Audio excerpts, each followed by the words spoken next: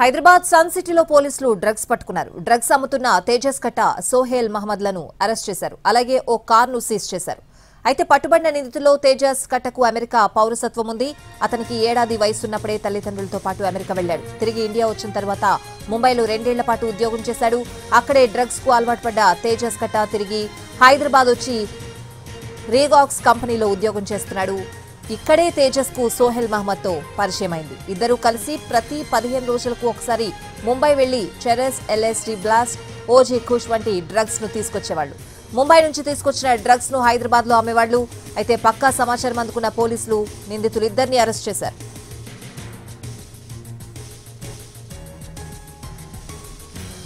Hyderabad sun సిటీలో పోలీసులు drugs పట్టుకున్నారు. డ్రగ్స్ అమ్ముతున్న తేజస్ కట్ట, సోహెల్ మహమ్మద్లను అరెస్ట్ చేశారు. ఇదే అంశానికి సంబంధించిన పూర్తి అప్డేట్స్ మా ప్రతినిధి రాధాకృష్ణ అందిస్తారు. రాధాకృష్ణ,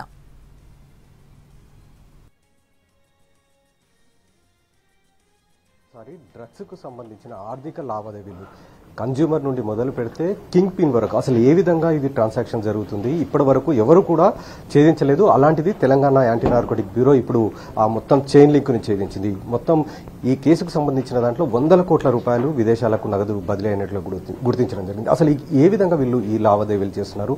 మనతో మాట్లాడడానికి టీజీ న్యాబ్ ఎస్పీ రూపేష్ ప్రస్తుతం మనతో పాటు ఉన్నారు. ఏంటి, ఎట్లా ఇది ట్రేస్ అవుట్ అయింది సార్? ఏంటి మొత్తం ఈ ఆర్థిక లావాదేవీలకు సంబంధించి? దీనిలో అండి డ్రగ్స్ లో ఎప్పుడు ఏం చేసినా కూడా the money is the ultimate motive for any drug peddler కానీ, కన్స్యూమర్ కానీ, సప్లయర్ కానీ. So director TG ANB sir ఏంటంటే మనం ఈ డ్రగ్ మనీని హిట్ చేస్తే ఆటోమేటిక్ గా the entire supply chain and entire ఇదంతా కూడా బ్రేక్ అవుతుందని ఈ బిలీవ్డ్ ఇట్. సో దానికి అనుగుణంగా ఈ ఇన్వెస్టిగేషన్ అనేది చేయడం జరిగింది. సో దీనిలో ఏంటంటే మనీ డ్రగ్ డెలివరీ ఎలా అవుతుంది it's one aspect.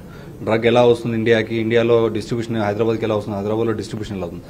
But consumer దగ్గర నుండి మనీ మళ్ళీ సప్లయర్ దాకా ఎలా చేరుతుంది, ఆ మనీని ఏం చేస్తున్నారు అనేది పోవడానికి కూడా then we focused on that side of the investigation. So దానిలో భాగంగా కన్స్యూమర్ నుండి టెల్ సప్లయర్ అండ్ అక్కడ నుండి మళ్ళీ ఫారెన్కి ఎలా ట్రాన్సాక్షన్స్ అవుతున్నాయి we found out in this case. ఎట్లా సార్, ఎట్లా వెళ్తున్నాయి ఏంటి అసలు ఈ డబ్బు? ఇప్పుడు సపోజ్ కన్స్యూమర్ డబ్బులో కన్స్యూమర్ ఒక డ్రగ్ ఆర్డర్ చేస్తారు అనుకోండి ఆన్లైన్లో, they are mostly using the social media apps.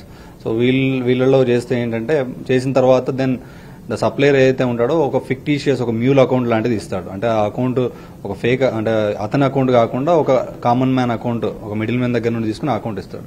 So ఈ డ్రగ్ కన్స్యూమర్ ఏదైతే ఉంటాడో అతను దానిలో డబ్బులు ఇస్తాడు. వేసిన తర్వాత then the supplier will cross check వాళ్ళ డబ్బులు పడ్డాయని చెప్పి.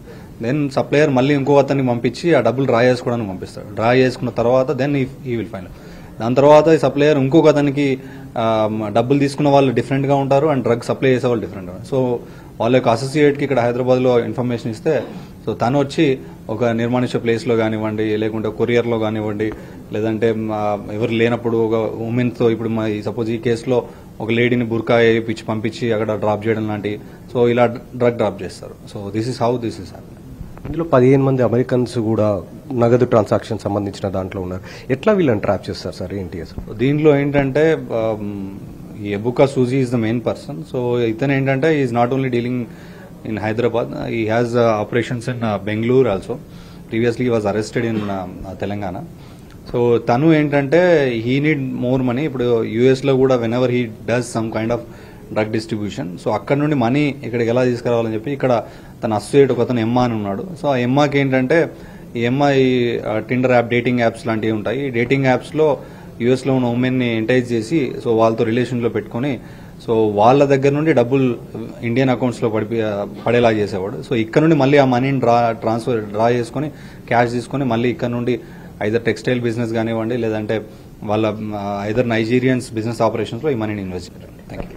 ఇది ప్రస్తుతం ఈ కేసుకు సంబంధించిన దాంట్లో ఎస్పీ రూపేష్ చెప్తున్న అంశాలు. ఈ కేసులో ప్రధానంగా విదేశాలకు నగదు బదిలీ అవుతున్న దాన్ని మొత్తానికి వెలుగులోకి తీసుకొచ్చారు. దాన్ని అడ్డుకట్ట వేసేందుకు తాము శతవిధాల ప్రయత్నం చేస్తున్నామని చెప్తున్నారు. అలాగే ఎవరైతే ఈ ఫారిన్ ఎక్స్చేంజ్ సంబంధించిన నగదు ట్రాన్సాక్షన్, అంటే ఇటు ప్రధానంగా వెస్ట్రన్ యూనియన్ సంబంధించిన వాళ్ళు చాలా మంది మనం చూస్తుంటాం, బోర్డ్స్ పెట్టుకుని ఈ వెస్ట్రన్ యూనియన్ సంబంధించిన వాళ్ళు చేస్తుంటారు. అలాంటి వారు కూడా పూర్తిగా అప్రమత్తంగా ఉండాలి. ఎవరైనా సరే విదేశీయులకు డబ్బులు పంపించాలంటే వాళ్ళకి సంబంధించిన వీసాలు, పాస్పోర్ట్ సంబంధించిన వాటిని కూడా దగ్గర ఉంచుకోవాలనేది కూడా ప్రస్తుతం కోసం అయితే అధికారులు చెప్తున్నారు. మరి ఈ ముఠాకు సంబంధించిన ఆర్థిక లావాదేవీలకు చెక్ పెట్టడం ద్వారా మరి దేశంలో ఈ డ్రగ్స్ కు సంబంధించి అడ్డుకట్ట వేసే విధంగా అవసరమైన చర్యలు అయితే తీసుకుంటామనేది ఒకవైపు ఎస్పీ రూపేష్ చెప్తున్నారు. కెమెరామెన్ వెంకట యాదవ్తో రాధాకృష్ణ రెడ్డి, హైదరాబాద్.